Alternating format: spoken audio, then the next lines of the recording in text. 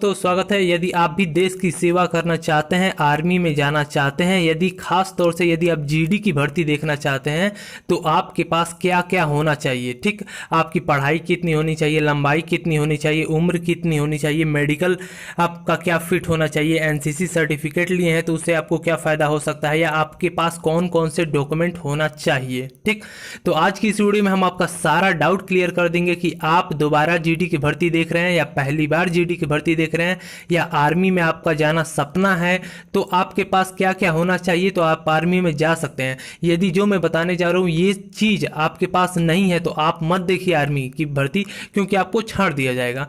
तो आप जानिए कि आपके पास क्या क्या यदि होगा तो आप आर्मी की भर्ती देख सकते हैं। ठीक, तो सबसे पहले हम आपको बताना चाहते हैं कि आप यदि हमारे इस चैनल पे नए हैं और आर्मी में जाना चाहते हैं तो हम आपकी एंड तक मदद करेंगे, अंत तक मदद करेंगे, और सारी जानकारी हमारी इस चैनल पे दिया जाता है। यदि आप आर्मी में भर्ती होना चाहते हैं तो तुरंत हमारे चैनल को सब्सक्राइब कर लीजिए, नीचे लाल बटन दिया है उसको दबा लीजिए, क्योंकि सारी आर्मी की इन्फॉर्मेशन आपको घर बैठे बैठे मिलती रहेगी जब भी आप इंटरनेट ऑन करेंगे। ठीक, तो चलिए सबसे पहले हम स्टार्ट करेंगे पढ़ाई से लेकर मेडिकल फिटनेस सब कुछ बताएंगे। ठीक, सबसे पहले बता दें जीडी, खास तौर से लड़के जीडी की भर्ती इसलिए देखते हैं कि जीडी में सबसे ज्यादा लड़के पकड़ते हैं। यदि एक बैच में 30, 40, 50, 60, 70 लड़के जीडी की बैच में पकड़े जाते हैं, यानी इससे भी अधिक पकड़े जाते हैं, इसीलिए ज्यादातर लड़के 10th पास करके जीडी की भर्ती देखते हैं। ठीक, तो आज हम बताएंगे जीडी की भर्ती आप कैसे निकाल सकते हैं, या क्या क्या डॉक्यूमेंट चाहिए होता है, या क्या क्या आप में एलिजिबिलिटी होनी चाहिए। सबसे पहले बात ले लेते हैं कि पढ़ाई की।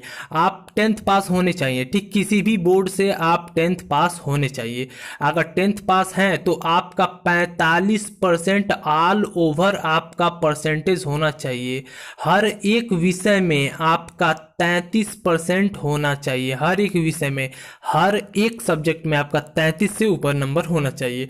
टोटल आपका 45% होना चाहिए अगर आप क्लास 10th पास हैं तो। ये तो मैंने आपकी पढ़ाई की बात बता दी, इसमें ये भी बताऊंगा आपकी उम्र। चलिए बात आ जाती है 17.5 से आपका 21 साल एज होती है जीडी की भर्ती देखने के लिए। ठीक, तभी आप जीडी में जा सकते हैं। ठीक, नहीं तो आपको उसके बाद टेक्नीशियन या क्लर्क या अदर कोई देखना पड़ता है, ट्रेडमैन वगैरह। आपकी रिलीजन देखिए, जैसे आपका मेडिकल होता है, सबसे बात मैं बता देता हूं आर्मी का मेडिकल, आपकी फिटनेस, अगर आपकी फिटनेस है तभी आपको लिया जाएगा। यदि आप पैर आपका खराब है, हाथ खराब है या कुछ और खराब है तो आप मत देखिए, क्योंकि आपको रिजेक्ट कर दिया जाएगा। ठीक, तो चलिए बता देते हैं मेडिकल में क्या होता है। यहाँ पे सबसे पहले क्या होता है कि आपको रजिस्ट्रेशन करना होता है। ठीक, रजिस्ट्रेशन करना होता है, फॉर्म भरना होता है, दौड़ निकालना होता है, उसके बाद मेडिकल टेस्ट होता है। ठीक, फिजिकल वगैरह टेस्ट होता है, फिर मेडिकल टेस्ट होता है, फिर रिटन एग्जाम होता है, फिर आपका डॉक्यूमेंट वेरिफिकेशन होता है, फिर फाइनल मेरिट बनती है, फिर आपका इनरोलमेंट नंबर आता है और आपको ट्रेनिंग सेंटर पे भेज दिया जाता है।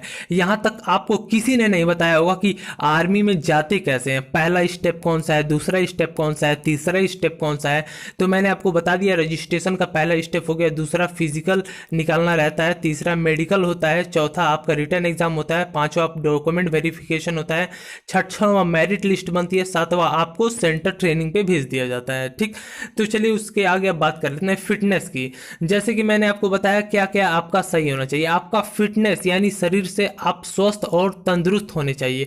आपकी आंख में कोई दिक्कत नहीं होना चाहिए, कलर विजन वगैरह, सबसे इंपॉर्टेंट आंखों पे ध्यान दिया जाता है। ठीक, उसके बाद आपके कान हो गए, ठीक, नाक हो गई, ईटीसी जो भी बॉडी का, ये आदमी का बॉडी का पार्ट होता है, हाथ पैर दांत मुंह दांत नाक, सब कुछ आपका नॉर्मल यानी एक साधारण इंसान की तरह होना जरूरी है। ठीक, और यही फीमेल पे भी लागू होता है। ठीक, चलिए अब बता देते हैं आपका क्वेश्चन पेपर, यानी आप यदि पढ़े लिखे हैं तो आपको क्वेश्चन पेपर में आता क्या है। क्वेश्चन पेपर आपका 50 पूरा टोटल क्वेश्चन होता है। ठीक, और इसमें 100 नंबर का क्वेश्चन होता है। आपको देखिए यहाँ पे जनरल नॉलेज, यानी जनरल नॉलेज जिसे लड़के जीके के नाम से जानते हैं, इसके 15 क्वेश्चन होते हैं और 30 नंबर के होते हैं। ठीक, 15 क्वेश्चन होते हैं, 30 नंबर के होते हैं, हर एक क्वेश्चन 2 नंबर का होता है। उसके बाद जनरल साइंस सभी लड़के जाते हैं, जीएस जीके के नाम से जाना जाता है, उसमें भी 15 क्वेश्चन होते हैं, 20 नंबर के होते हैं। ठीक, 20 नंबर। मैथमेटिक्स यानी हिंदी में इसे गणित कहते हैं। ठीक, और गणित का 15 क्वेश्चन होता है, ये भी 30 नंबर का होता है। ठीक, अब ये लॉजिक रीजनिंग यानी रीजनिंग का यानी तर्क शास्त्र का आप नाम हिंदी में सुने होंगे, उसे रीजनिंग कहते हैं। उसमें भी 5 क्वेश्चन बनाते हैं और 10 नंबर का होता है। टोटल 50 क्वेश्चन हो गए, हर एक क्वेश्चन 2 नंबर का होता है। 100 नंबर का आपका पेपर होता है और 100 नंबर का आपका फिजिकल होता है, तो इसे मिला के 200 नंबर हो जाते हैं। ठीक है, तो यहाँ पे आपका कोई भी डाउट हो तो पूछ सकते हैं जीडी की भर्ती से संबंधित। चलिए अब बताते हैं, यदि आपके पास एनसीसी का सर्टिफिकेट है तो आपको क्या क्या फायदा होगा। ठीक, देखिए यदि आप एनसीसी होल्डर हैं, यानी आपके पास एनसीसी का सर्टिफिकेट है, यदि एनसीसी का सर्टिफिकेट ए है तो 5 नंबर आपको लिख के मिल जाता है। ठीक, आंख बंद करके आर्मी वाले 5 नंबर देते हैं। अगर एनसीसी सर्टिफिकेट बी है तो आपको 10 नंबर मिलता है आंख बंद करके। यदि एनसीसी सर्टिफिकेट भी है यानी सी है तो आपकी किस्मत खुल जाती है। किस्मत इसलिए खुल जाती है कि आपको एग्जाम ही नहीं देना होता है। जी हाँ दोस्तों, आपको 100 नंबर का एग्जाम नहीं देना होगा, आपको सिर्फ 100 नंबर का फिजिकल निकालना रहता है। अगर आपने एनसीसी सी सर्टिफिकेट लिया है तो आपको सिर्फ आपको आपकी दौड़ निकालनी रहती है। ठीक, डायरेक्ट मैं सिंपल भाषा में ये आपको कह देता हूँ। ठीक, चलिए अब आपको आगे बात करते हैं डॉक्यूमेंट वेरिफिकेशन। ज़्यादातर लड़कों का सवाल होता है, सर मुझे डॉक्यूमेंट जीडी की दोबारा भर्ती देख रहा हूँ, डॉक्यूमेंट में छांटा जाएगा कि नहीं छांटा जाएगा, या पहली बार देख रहा हूँ तो डॉक्यूमेंट क्या क्या लगेगा। तो सब कुछ देखिए क्लियर हो जाएगा। सबसे पहले एडमिट कार्ड, उसके बाद आपको फ़ोटो ले जाना होता है कलर वाइज, 20 से अधिक ले जाइएगा। एजुकेशन सर्टिफिकेट 10th या 12th पे आपने जो फॉर्म भरा था उसे ले जाना होता है। यहाँ पे नेगेटिव डोमिसियल सर्टिफिकेट, निवास प्रमाण पत्र, जहाँ के मूल निवासी होते हैं वहाँ का प्रमाण पत्र ले जाता है।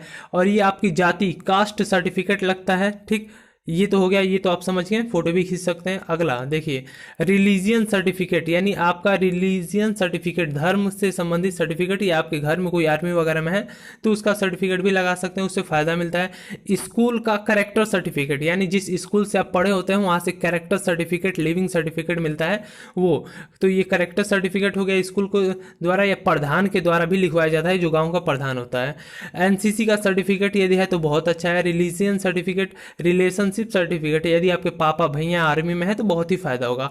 अनमैरिड सर्टिफिकेट गांव का प्रधान बनाकर देता है, मैरिड सर्टिफिकेट भी गांव का प्रधान बनाकर देता है। उसके बाद आपका यदि अकाउंट है, पैन कार्ड या आधार कार्ड, इसमें से कोई डॉक्यूमेंट एक मतलब कन्फर्म है कि आपको लेके जाना है।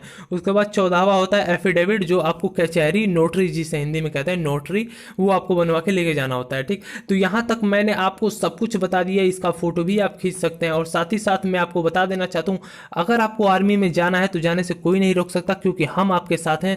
और अगर आप हमारे चैनल को सब्सक्राइब करते हैं तो सारी जानकारी आपको दी जाएगी टाइम टू टाइम, और आपको आर्मी में जाने से कोई नहीं रोक सकता। इन जवानों के बीच में अगला नंबर आपका है। जी हाँ दोस्तों, मैं भगवान से दुआ करूंगा कि अगला नंबर आपका जल्दी से जल्दी आ जाए। ट्रेनिंग वगैरह सब कुछ हमारी वीडियो में बताया जाता है कि क्या कैसे होता है, सब कुछ बताया जाता है। तो चैनल को तुरंत सब्सक्राइब कर लिए। अब तक हमारे आप चैनल पर नए हैं, नहीं जुड़े हैं तो तुरंत सब्सक्राइब कीजिए, ताकि हर एक ज्वाइन इंडियन की आर्मी की खबर आपको मिलती रहे। जय हिंद दोस्तों, यहाँ तक देखने के लिए वीडियो शुक्रिया।